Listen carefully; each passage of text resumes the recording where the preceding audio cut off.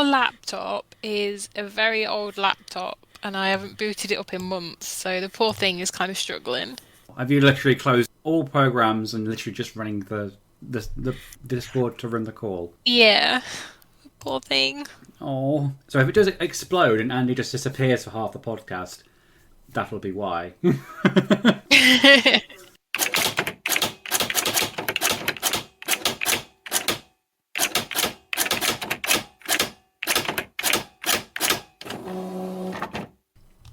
We're both a little tipsy. It Andy, is what have Friday you been night. drinking? This is a Michelangelo Pinot Grigio blush from the local co-op. It sounds very posh. I am drinking out of my Ravenclaw embossed wine glass, which I got for, I think, Christmas. It's very, very fancy. I'm drinking some Thomas Buendia and Enologo white wine. Generic white wine from Generic the corner white shop. wine. But it has a picture on the front which makes it look like it's blueberries, but it's not, obviously, it's wine. But I have seen this picture and I know exactly why you went for that. exactly, you see Andy sees. I see all. So we're starting this podcast off a little bit looser than we would be normally. Yeah. I have a feeling that we're going to start the podcast like really like serious and like chill, and by the end of the podcast we're like going, I don't even understand what we're trying to do with this bloody podcast, and like let's be completely completely loose and open and drunk off our faces. Yes, we're going to be spilling all of our secrets in a very drunken, sobbing mess. I'm going to be editing this later on. I'm going to cut that. I'm going to cut that. I'm going to leave that one in. I'm going to cut that out. There's nothing workable here. I'll just message you later on going, Andy, the entire podcast was just us giggling. I can't use this. So It'll be okay. that's where we're at the moment. We're having a little bit of a drunk having a little bit of a drunk podcast. Or we're getting there anyway. I'm on my first glass, so I'm not there yet. I'm on my first bottle. So I have to catch Andy up. I'll ask the question then. How have you been getting on with your writing? Not too bad, actually. There's been a few pockets where I've been very productive with it. Mm-hmm. I think the biggest news is literally about an hour after we recorded the last podcast, I actually received an email back from one of the agencies that I approached. Ooh, I don't know about this. This is new for me. Hang on, go on. You totally knew about this. Remember I sent you the message where I spelt out Finn in the word Finn? Oh, yes. Oh, I forgot about this. Sorry, this will be all cut out. Oh, yeah, I remember this, Andy. That was literally about an hour after we finished recording the podcast, which was quite fantastic timing, really. Wonderful. Can you remind me what the agent said? So I got an email saying, thank you very much for getting in touch. I'm very sorry about the delay, and I'm afraid we're not currently looking to add to our list. We are a small boutique agency representing screenwriters and TV film rights in our authors' works, so we are limited with our time and resources. Our decision is not a reflection on your work whatsoever, so please don't be disheartened by our response. Which I thought was a really lovely email. It's really, really lovely. It's like, that's probably the nicest kind of rejection email I think I've ever heard of. Yes. I had a look through my emails since the last podcast, because obviously I'm trying to find that pizza script, and I managed to find the rejection email I got from the BBC, which is a lot colder than what you got. Please read that one out in a lot less slurry than what I did. I think I sent it to you, didn't I? I sent it to You your did, WhatsApp. yes. Let me just You read did. mine out. By the way, long story short, I found the pizza script, and the best news is there's two of them. I'm not quite sure yet whether I'm going to get people to read out the one I submitted to the BBC or the other one that I have, because for some reason I submitted episode 2 and not episode 1. I think I was going on the assumption that if you submit a pilot, then it will be less successful to go forward to the next stage if you just submit one in the middle of a series.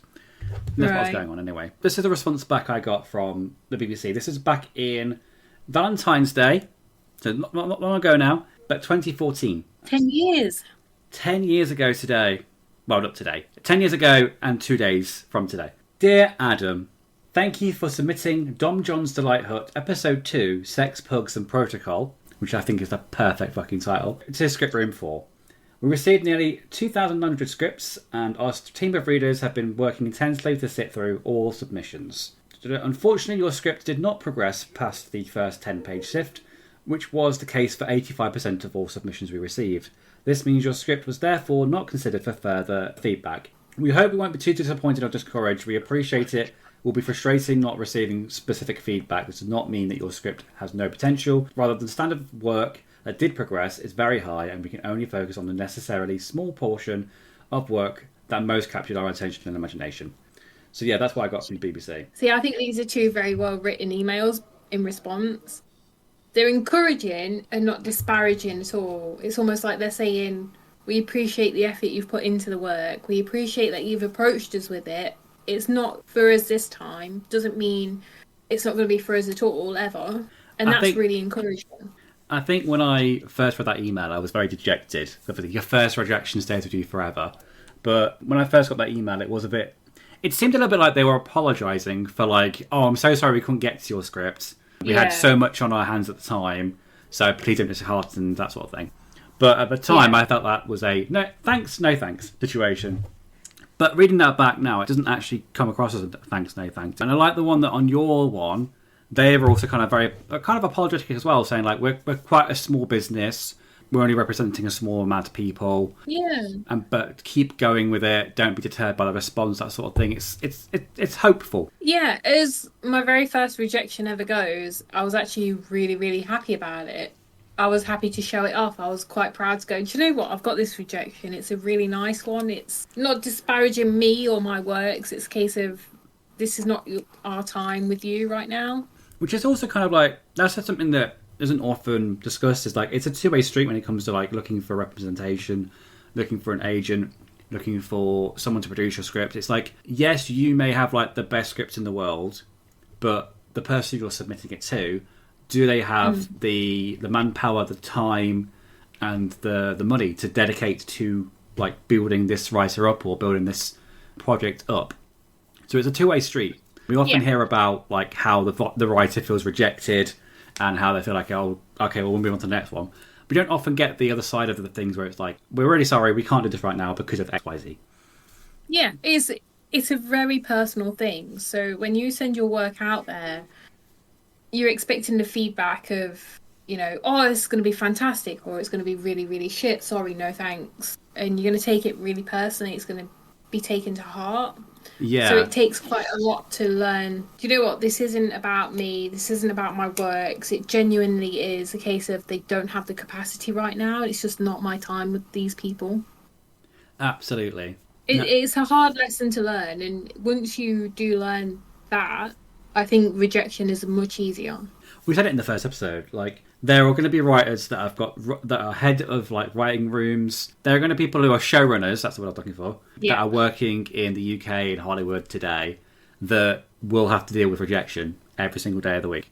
It's something that you have to kind of, rather than reel from and feel like it's this apocalyptic event, it's something to kind of like embrace rather than recoil from. Yeah, it's not personal. All of these rejections, they're not personal. Until someone actually says to you, no, your work is terrible, we don't want to represent this isn't what we stand for, anything like that. At that point, that's when it is personal. But and even if it is that personal, you move on to the next one. Yeah, there will be someone who picks it up eventually. Yeah.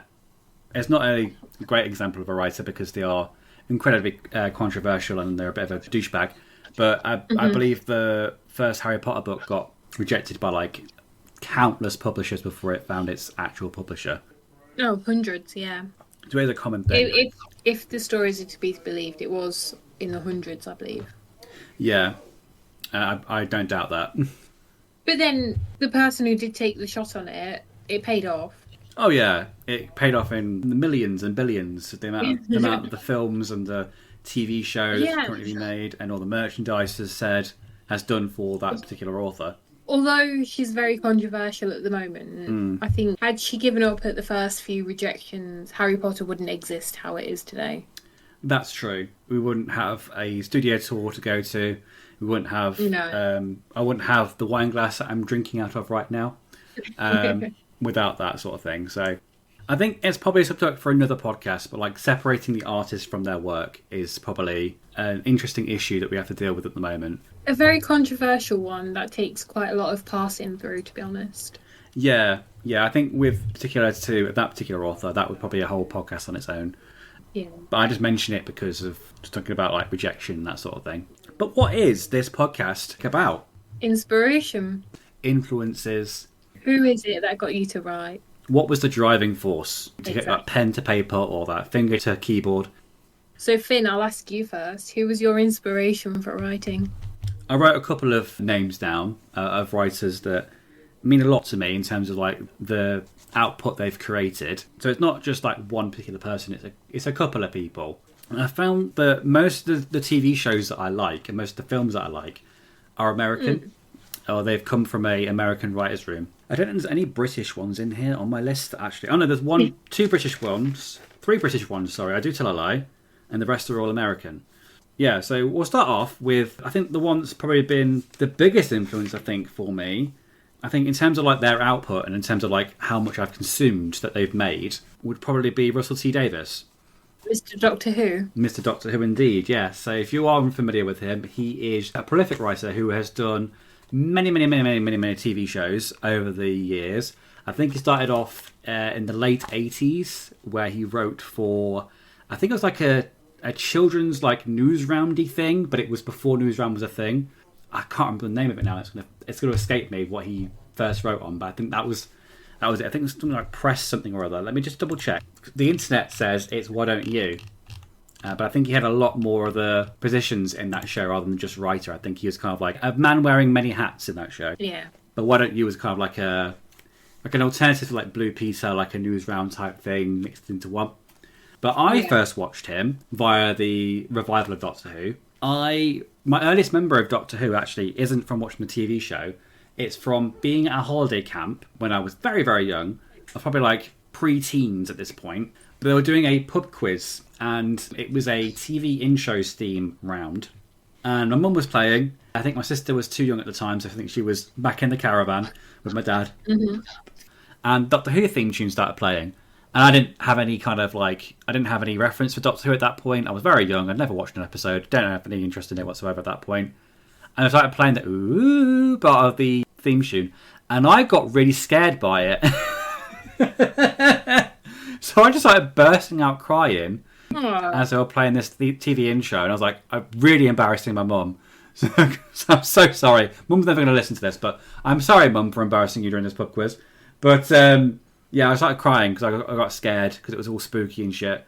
Then after that, a couple of years later, when the revival happened in 2005, I started watching it from then. So he's responsible for, I think, the first 4 seasons of Doctor Who from 2005 onwards. And then I think Stephen Moffat takes over from Doctor 11. But yeah, for those first 4 years, loved it. Loved the writing in it. I loved all the part behind the scenes stuff as well, because that was when Doctor Who Confidential came out. And also nowadays when he's taking it up again, he's a showrunner again for Doctor Who, and he's brought those things back again. So it just feels like a nice warm hug, like going back into the nostalgia part of it. But then he's also, in between the years of doing Doctor Who, he also released a couple of other like dramas, which were really, really good. Like, I highly recommend them.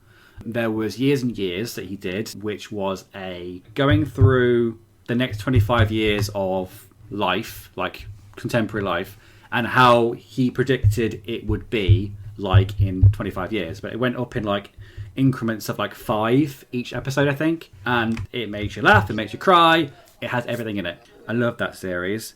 And then shortly after that, he released It's a Sin, which I think was only a couple of years ago now, which was a drama series set in the AIDS crisis in the 80s. It's obviously very close to home. So obviously, I am a very proud homosexual. But I thankfully grew up like after that whole kind of epidemic happened.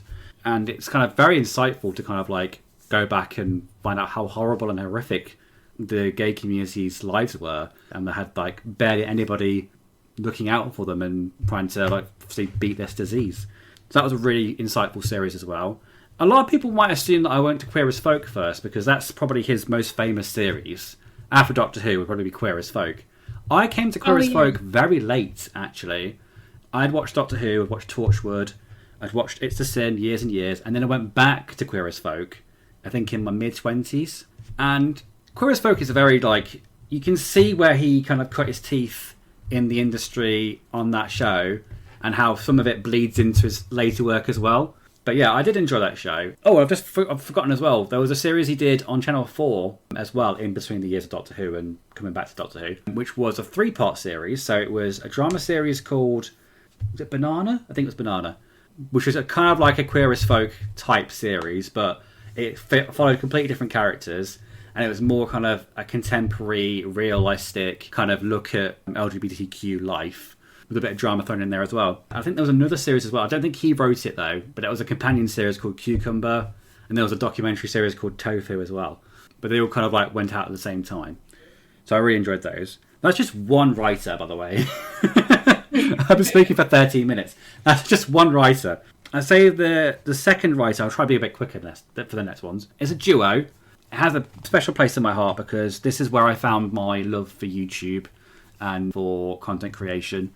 And that was Bernie Burns and Matt Hullum, who created Red vs. Blue together in their spare room in, I think, 2003, I think it was. And they uploaded those as like webisodes for the first like 2 series. Then YouTube kind of kicked off and they put them on YouTube. But yeah, that's kind of like what got me into the YouTube and content creation, was just through their Red vs. Blue series. And then all the other series they did around that. I think they, apart from Matt Hullum, I think Bernie Burns has actually left the company now and has gone off and done his own thing. But yeah, I really appreciate them. They're a big influence on me. I think just because they kind of pioneered like the machinima genre. If you don't know what machinima is, it's making a short or a bit of content out of a video game. So like not related to the video game itself, like a whole new narrative that's been made out of video games. So they did theirs out of the multiplayer of Halo. I remember watching Red vs. Blue a long time ago when I was a teenager. I remember having my best friend at the time had the box set for the first 6 seasons, and I borrowed it one summer and I didn't give it back to him because I just watched it over and over and over again. But yeah, that's another a biggie for me. Just going for like nostalgia as well, I'll say Bill Lawrence, who is the main creator of shows like Scrubs. He also did Ted Lasso as well, but I haven't seen that yet, so I can't really comment on Ted Lasso. But Scrubs... Oh, really? He did, yeah. Scrubs is a big part of my teenagerhood. I watched that when I used to come home from college. That's the first thing I used to watch was Scrubs. And I resisted it for a very long time because I think at the time it was coming out. I think it was in season 4 in the UK that came out. That's when I first started watching it. So I started right in the middle and then went back to the previous series and I loved it. We won't talk about season 9, but the first 8 seasons are the pinnacle of like comedy drama. I've also got Steve Blackman and Jeremy Slater. Do you know who they might be? Who they might have wrote? No. Please tell me more. They are the TV writers of Umbrella Academy. Oh, okay. I've not actually watched Umbrella Academy. So Umbrella Academy was originally a comic that was made by Gerard Way, and then Steve Blackman and Jeremy Slater wrote the TV episodes, or wrote and produced. They've had 3 seasons so far, and I think the 4th season's coming out in August. I love that series. Completely took me by surprise. I never heard of the comic series before the TV show. The twisty-turny narrative structure is something that I hope to strive to at some point. I don't think I'm there yet, but if I can make something as compelling as the Umbrella Academy TV show is at the moment, I'll be a very happy man. I did read recently that there's going to be a new series of that and it's going to be the final season. This might cheat a little bit because it's a sketch show, it's not actually a TV show, but there is writing involving sketches, of course. Mm-hmm. I would go with David Mitchell, Robert Webb. Mitchell and Webb look was another big thing, part of my childhood and that sort of thing. I've got all the DVDs of the Mitchell and Webb look. I love every single sketch, even the ones that are a bit meh. But Mitchell and Webb look is a big influence on me and the way that I write as well. I just like the goofiness and like the silliness of that. Yeah, that'll round off my list for influences. I'll be honest, I've never actually watched anything of Mitchell and Webb's work apart from the HP advert. They had an HP advert? Yeah, they did a HP advert years ago. I'm sure if you YouTube it. I'm tempted to go watch this after the podcast and find out what the HP advert was. I know they did Peep Show a lot, and I know a lot of people like Peep Show. I couldn't stand Peep Show.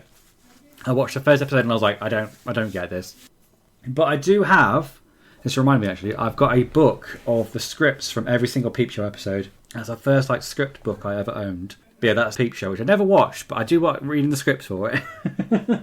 So I'm going to throw it over to you now, Andy. What were your writing influences? What got you into writing? I would say that the biggest thing that got me into writing was one of my old teachers, Mrs. Print to us. Ooh, okay. She was the tutor for my high school years. Unfortunately, when I was in year 9, she actually passed away from cancer. Quite a terrible time. I'm sorry to hear that. That must have been horrible. Yeah, as a teenager going through the formative years when you've got like a positive influence in your life, and to lose them to something that you can't quite understand is very formative for you.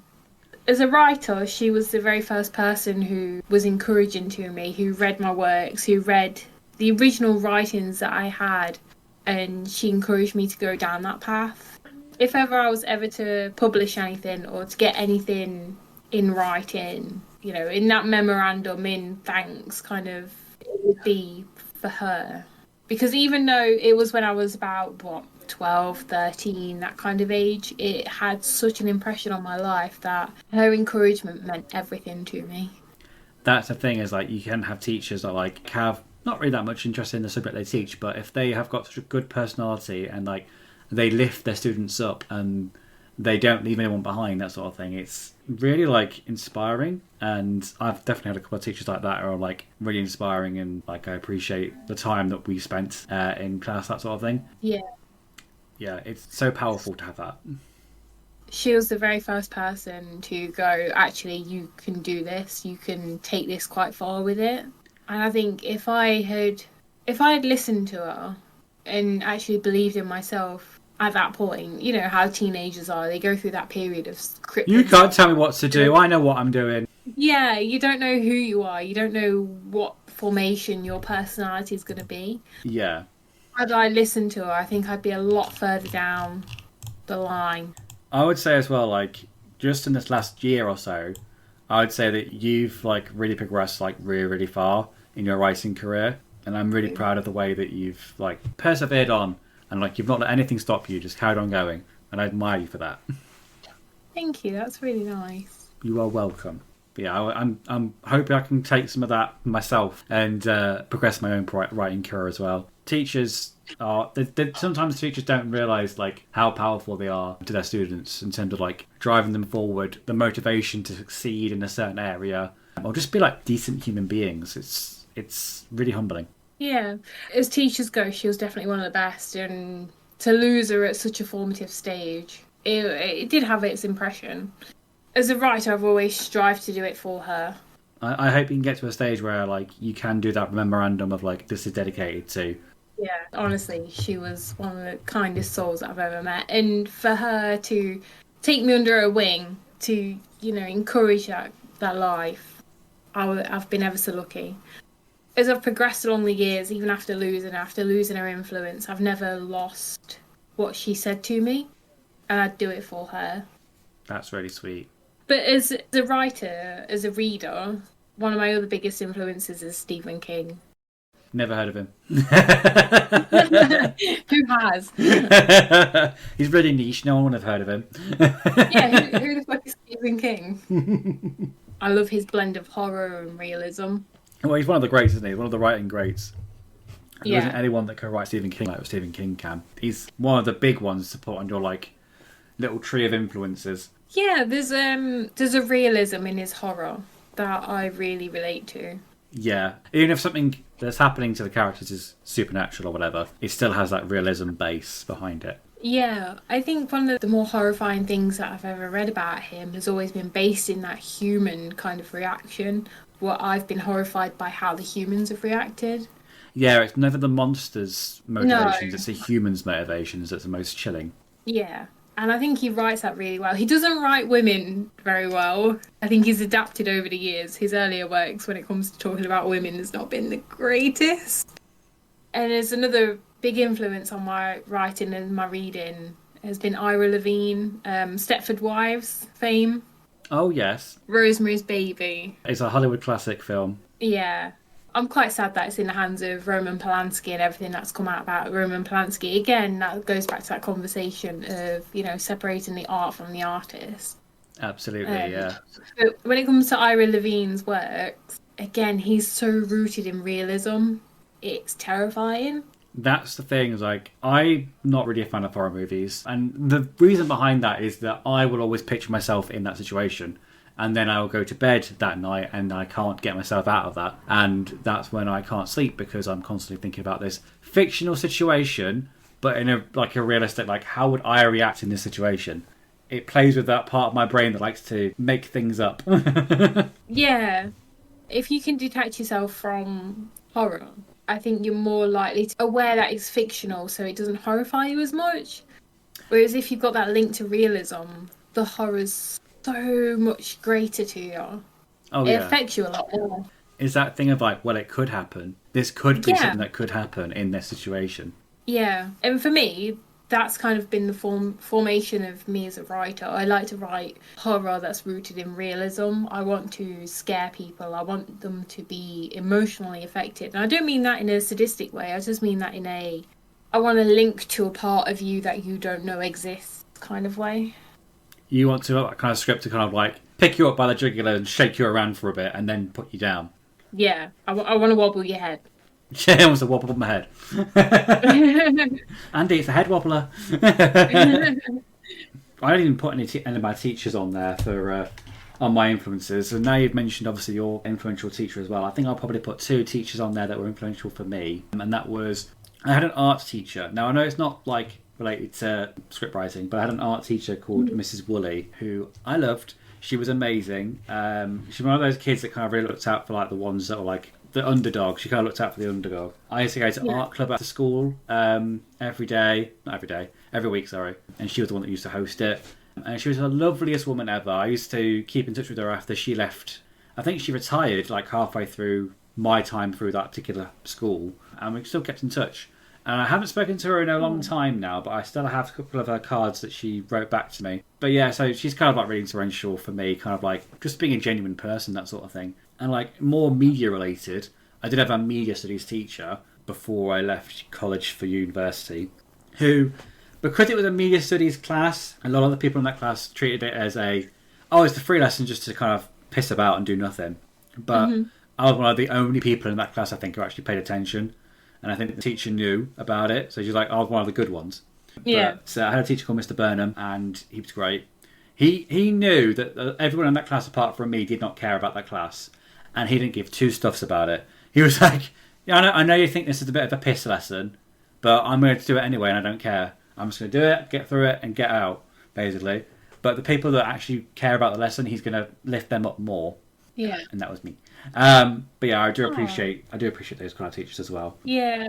But yeah, I think the teachers have a biggest influence on our formative years in a way that they don't really realise. Well, I think possibly they do realise, and they probably hope for that when they do go into teaching. yeah, But for me, Miss Print, she definitely had like the biggest influence on my writing. And yeah, a media studies teacher. Again, I went into media studies. My media studies teacher, he also was a massive, massive influence on me getting into the idea of film as a medium, as a way of expressing yourself. We went through lessons where we did film a scene from Red Dwarf just to study things like camera angles, direction, everything that builds into this visual kind of medium that we're all exposed to on a daily basis at that point. And I had such a great appreciation for it from every aspect because of this particular teacher. And I think it's around that time that I realised that my writing work could go into film work, it could go into filming, it could go into different aspects of media. absolutely. And I if it agree wasn't with that. if it wasn't for this particular teacher, I probably wouldn't have ever entertained the idea of script writing. I wouldn't have gone as far as I have now. I think that's very familiar to my story as well with regards to media studies. Is like, I think when I was at the college level, my career at that point, I wanted to be an animator. Nowadays, I don't want to be an animator. I don't have the patience for it. But at that point, I wanted to be an animator. I wasn't quite sure what subjects I should take at that point to kind of help me get into that kind of avenue. Yeah. And media studies was one of the options that I hadn't really considered beforehand. And I was like, oh, well, I didn't take it at GCSE, so I shouldn't really take it at A-level because maybe there's a bit of a jumping on point. But at the request of one of my teachers, I was like, yeah, you should probably take this. And I was like, okay, fine, I'll take it. Best decision I ever made because even though I didn't go into animation, I did go into like the whole kind of film theory stuff and like the script writing, video production, that sort of thing. I really kind of wanted to kind of pursue that as a career going forward. I think I have a little bit. I'm not being paid for it yet, but it'd be nice in the future when that gets changed. But it is something that I know that I want to have as a vacation now.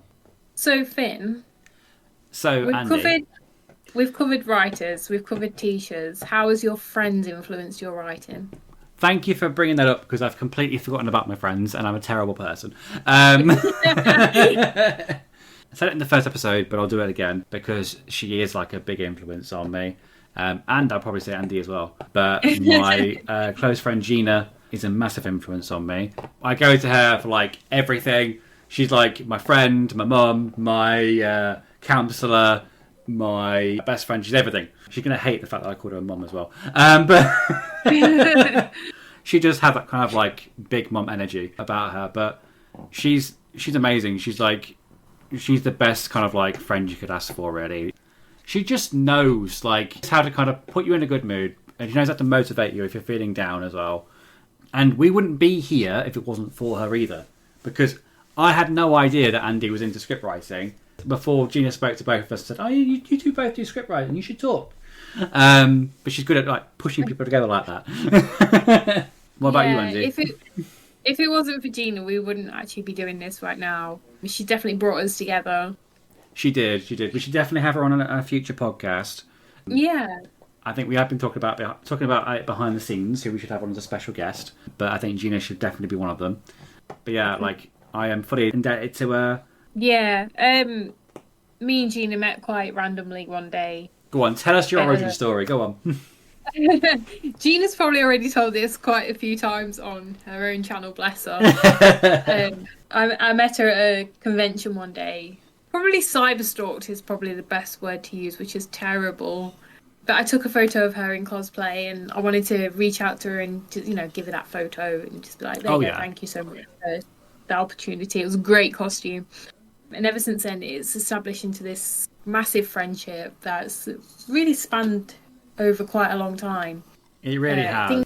Things dropped off at some point, like they always do with friendships, and we reconnected, and at that point she'd established a friendship with you. Yeah, that's through true. Your husband. I've told this story as well multiple times on stream, on videos. I met Gina via my husband because I think it was like 3 weeks into dating Ash. He wanted to invite me to see his friends, and I'm like, yeah, sure, whatever. The first time I went over to Gina and Nathan's house, Gina invited us for one of her world famous roasts. It's one of her signature dishes, and I'm just sitting down, chilling, talking about shit, kind of introducing myself to them, and all the time I'm worrying that like, am I speaking too much? Am I not speaking enough? Am I putting the right impression in front? They hate me, they like me, that sort of thing. And halfway through us chatting stuff like that, Gina disappears in the kitchen for a second, and then as soon as she disappears into the kitchen, she comes back out again, and she's like, Nathan, I need you in the kitchen for a second. So Nathan follows her into the kitchen, and it's just you can't really hear what's going on because the door's shut and that sort of thing. They come back out again, and Gina's like, I think we're gonna have to call the fire brigade and like, what's happened?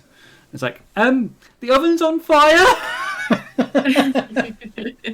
And I just want to preface this as well, like there was nothing in the oven. The oven set fire to itself. There was no food in the oven. There was no kind of like cooking mishap that happened. The oven set fire to itself, and it started burning a small fire there that she couldn't put out. So we called the fire brigade. Ash had gone in to check as well. So 3 people went into the kitchen to check that the oven was actually on fire. We all had to go outside. Gina's daughter was in her arms at that point. She was very young. So we all were stepping outside in the freezing cold. And the fireman turned up, went to the kitchen, and was like, it's fine, the oven's fine, we turned it off, it's all right. Just probably don't use that for the rest of the night. And they left. None of the firemen were calendar worthy. Very disappointed. But they went off, and then we had chips for the rest of the night. It was a really, really lovely night. And forevermore, we have now been bonded for life. Over the burning oven story, which I'm sure Gina loved the fact that I told again. Yeah, you've kind of immortalised it now on the podcast. Mm-hmm. So podcast listeners might not have heard that story, but now you have. Yeah, so we've got that connection with Gina. We've got that friendship that both of us have had separately with her. That's true. If it wasn't for COVID, I think me and Gina probably wouldn't have reconnected in the way that we did. I don't know the story. How did you two reconvene after COVID or during COVID? There was a personal issue that meant I withdrew quite a lot. Unfortunately, it did affect our friendship. And Gina reached out to me and we reconnected just as the lockdowns were starting again. Ah, it's always a time, isn't it? Yeah, so we reconnected, and it's through reconnecting with Gina that I reconnected with Ash as well, your husband, Yeah. which introduced me to you. Hi. Don't know who he is. Who is he? But if it wasn't for that connection, we wouldn't have connected ourselves. That's true. And I would Um, also like to say that one of my other bigger influences, we've mentioned Gina. I don't know if you know. I don't know if you know this person, but their name's Andie, and they're an aspiring writer. They inspire me like every single day to kind of like get that pen on paper and pursue my own work as well. I oh, mean, and she's not here at the moment, but if she was here, I would just yeah, like to say who that is she's she? very influential to me. I don't think my writing would be half as good without Andy's constant motivation and inspiration. And I just want to say thank you so much. You're very welcome. You inspire me as well. Like the amount of output that you put for your channel for LWAG for with you and Ash, it's absolutely phenomenal. Like you find time to do it no matter what's happening, no matter what adulting you're doing, no matter what you're going through. There's always some sort of creative output, and I think for me that's quite inspiring. I think I remember texting you on multiple occasions going, I've got this done, I've got this done, I've got this to wait for, and I'm also going in for surgery, and blah, blah, blah, blah, blah. And she just replied back going, you are a content powerhouse. I'm like, yes, I am. But You yes, you are absolutely. I admire that. So for us to connect, and I think we're creating quite a symbiosis of our own energies. So there's so your content powerhouse. There's my absolute adoration and encouragement. That's just helping both of us along with our paths to creativity here. it's basically a symbiotic relationship. So basically, I inspire Andy, Andy inspires me, and in the end, we both get to the same like conclusion. um, Yeah, but part of this podcast is just we're bringing, both of our energies together and just exploring it. I want to encourage you. You absolutely inspire me with your creation. I'd love and to encourage everyone else out there to write, to be happy with their content creation life as well. I'd like to say as well, like with the few scripts that I've read that Andy has very courageously volunteered to allow me to read, it inspires me a lot because like every single thing she's put in front of me, I'm like, this is great. I'm looking forward to this every single day, and yeah, it just you're all right. You're all right. You know that. I've got to admit the best feedback I ever had was during my London Film Academy days, where the tutor said that I made him feel emotions that he didn't want to feel, but in a good way. That's like the best feedback ever. Yeah, that's what I want to do. I want to make people uncomfortable with their emotions in a way that promotes them becoming comfortable with them. If I you're get if that. you're uncomfortable with the concept of loneliness, if you're uncomfortable with the concept of sadness, I want to make you feel that, and I want you to learn to be okay with it because that's my experience in life. I've had to experience these emotions myself. That's one of the biggest influences in my writing life is these emotions It's and learning to be okay with them. So I want to teach people to be okay with them, to sit with them. there's a lot out there at the moment where it's very kind of like suppress your emotions, pretend everything's okay, don't cause a fuss, Yeah. that sort of thing. And I think as writers, we've got this kind of duty to kind of like shut up and be like, no, no, no, no, it's okay to feel your feelings. Yeah. It's like, don't feel bad about feeling a certain way. That sort of thing. Yeah.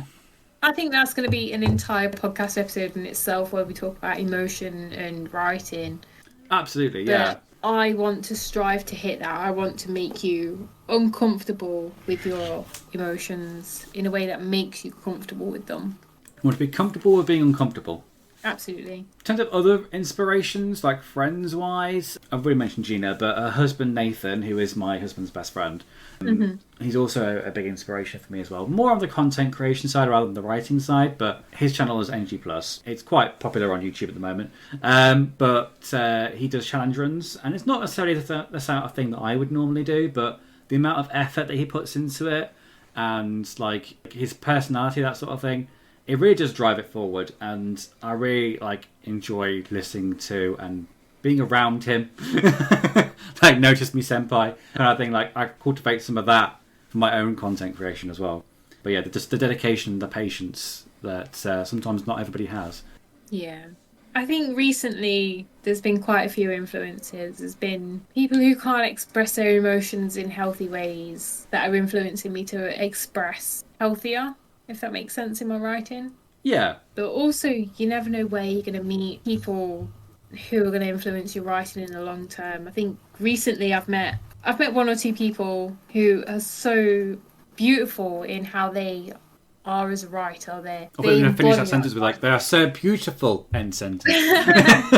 No, they embody that writer's life. They're very much immersed in it, and it's something I aspire to do. I want to be that person who's always talking about something that they've written, something they've created, something they've expressed through their writing. Something that's coming up that they're really proud of. Yeah, and one of the people who I've met recently in my changing career has definitely had an influence there. I know of one of those people who will be watching this podcast. Hello, I can't remember his name. If you've not given me his name, but you know who you are. Huge shout out. I appreciate your viewership and your patronage. It's really beautiful to see people embodying that life, just being so authentic, so creative, and that's inspiring me as well to just keep going, keep pushing with it.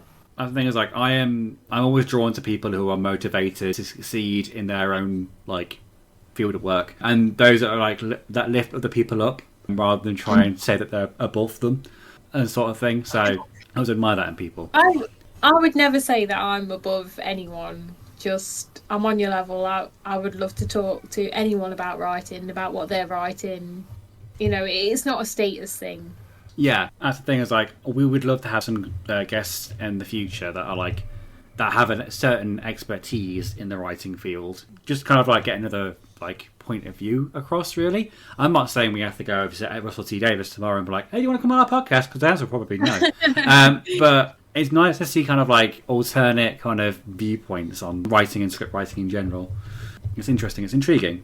Yeah, I think everyone's I've gonna used have up all of my different synonyms from my dictionary right now. Everyone's definitely going to have a different experience of it, and I love to hear all the stories. If the people would like to reach out to us or would like to like share their own stories, that sort of thing, is there a way they can do that, Andy? At the moment, all we have is the podcast email. It's pathtopublicationpodcast@gmail.com. So if anyone wants to write in with any comments, any queries, any stories that they're going through, that's the email. And yeah, we may read some out in the future if you'd like us to do that. Obviously, you don't want us to read it out and want to be personal. Perfectly fine, we won't read it out. We're also working on the website behind the scenes, hoping to get a little forum and create a community where people can just come together and talk about their writing life, their drafts, whatever it is they're going through in terms of writing. We'll be there to support them. I'll definitely be there as a sounding board, essentially. And we also mentioned it in the last episode. I joined Coverfly for the first time. How are you finding it right now? I've not done much. I've set on my account. That's pretty much it. I did get an email for about like some script writing competitions that are happening soon, but I haven't really progressed on them further at the moment. Now that I found my pizza script, I'm very inclined to add it as one of my scripts on Coverfly, even though it is about 10 years old now. I read through it recently. I'm like, this is actually pretty good. I might actually still keep this. I'm not ashamed by this script. A couple of the scripts that I've read beforehand, even on the podcast, that sort of thing, I'm like, this is great. Shows an area of my life at a certain point in my life, but it's not something I want to kind of progress further or show as an example of my work. Whereas the pizza scripts from 10 years ago, I am quite happy with that still. So I would like to kind of pursue that and use that as a calling card, maybe. I might just rewrite the episode 1 and see if I can do a better version of it. That might be a task for me, a little bit of homework for me. I do love that kind of homework. On my Coverfly, there's The Whistler, which we discussed last episode. We did. And also the pilot for one of my animated comedies that I came up with during my time in logistics. Yes, the one that there's the first script you sent me. That's the wine again. And I had very, very positive feedback for you on that. Did enjoy reading that a lot. Yeah, so I had quite a massive plan with that, which again we talked over cocktails. It's the only way to do it. Like, we're talking over wine today. We talk over cocktails. That's the only way you can really discuss these things. Yes, definitely. What would you say would make you write? Like, what makes you write? What's the motivation behind it? Right now, I would say that my biggest motivation for writing is I have a lot to get off my chest, to get out of my brain, to just work through. Yeah, that's very valid. That's very valid. So I'm probably going to be working on some pieces that will probably never see the light of day, but are going to be worked as therapeutic pieces. That's a thing as well. I don't think a lot of people talk about writing as therapy. They're more focused on like the end product rather than writing something just for you, writing something that's just kind of like a practical therapy for yourself kind of thing. Yeah, so whatever it is I work on right now, I think is going to be influenced by what emotional state I'm going through. I'm not saying like you have to be in a area of like extreme stress, but No. it would be interesting for you to kind of like take those kind of intense feelings and put them down on the page. See what Yeah, I think that's another topic for another day. Oh yeah, yeah. So that was like kind of writing influences. Have you got any other kind of areas that kind of influence you in your writing, Andy? Um, so apart from everyone that we've discussed, I would say that my biggest influence on my writing right now is it's me.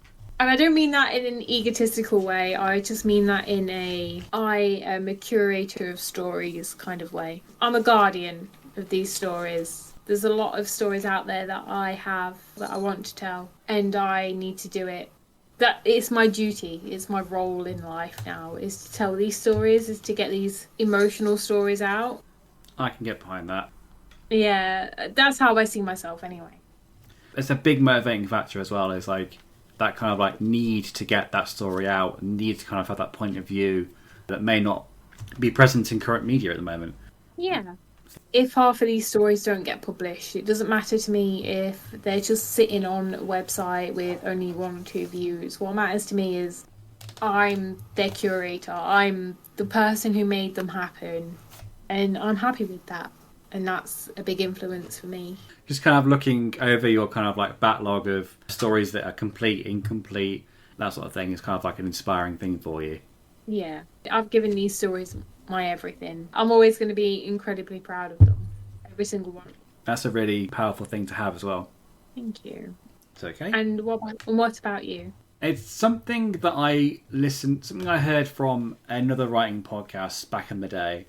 I think one of the Seinfeld writers had this philosophy, which is kind of like being I can't remember the exact wording of it, but being like the viewer in your own life, kind of like noticing when things happen in real life that don't seem like a natural course of events and kind of like making a note of it and being like, I can use that in a script, or like being present in your life long enough to kind of like notice the idiosyncrasies of life itself and being able to put that on the page. Yeah. I feel like I'm getting up my arse on this, but I think I'm kind of opening my eyes a bit more into that because I think I'm quite happy to put my headphones in, put music on and look at the floor and shut everything else out. But I think there are moments where I need to kind of like be more present in the moment and kind of like see what life will motivate me to do. Absolutely. Well, this has been a very lovely conversation about inspiration. It has. I think there's probably other inspirations we've forgotten about, but I think we've got the vast majority of them. It definitely opens up the floor to the idea that we've got a lot more inspiration than what we realise. Yeah. And there's a lot of things that we experience in everyday life that are affecting our writing in ways that we don't really acknowledge, and we should. Yeah, I agree with that. It is very easy to say, this person, and this person have influenced me, but we're the sum of a greater picture, really. Yeah, it's like be your own inspiration as well. 100%. Whatever it is you're going through, whatever it is you've experienced in life, that's an inspiration in itself. I like to think as well that it's going to sound a little bit kind of up my own arse to it, but I'd like to think that I'm an influence for other people as well. Well, that's really egotistical. I'd like to think that other people, they influence their lives because of moi. But no, I mean that in a good way. I don't mean that in an egotistical way. I mean like just through the actions that you do and like the kind of person you are, you kind of influence other people to be the best version of themselves.